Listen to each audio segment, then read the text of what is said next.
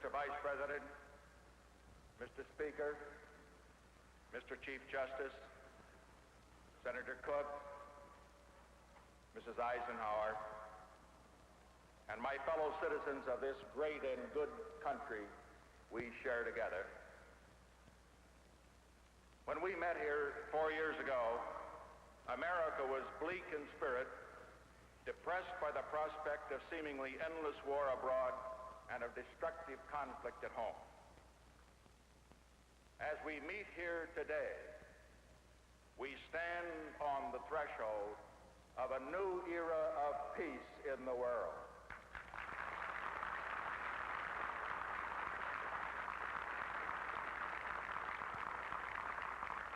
The central question before us is, how shall we use that peace? Let us resolve that this era we are about to enter will not be what other post-war periods have so often been, a time of retreat and isolation that leads to stagnation at home and invites new danger abroad. Let us resolve that this will be what it can become, a time of great responsibilities greatly borne, in which we renew the spirit and the promise of America as we enter our third century as a nation. This past year saw far-reaching results from our new policies for peace. By continuing to revitalize our traditional friendships and by our missions to Peking and to Moscow, we were able to establish the base for a new and more durable pattern of relationships among the nations of the world. Because of America's bold initiatives, 1972 will be long remembered as the year of the greatest progress since the end of World War II toward a lasting peace in the world.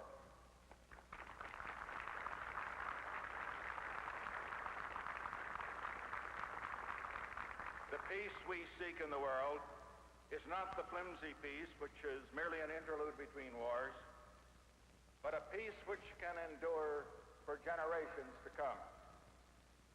It is important that we understand both the necessity and the limitations of America's role in maintaining that peace. Unless we in America work to preserve the peace, there will be no peace. Unless we in America work to preserve freedom, there will be no freedom.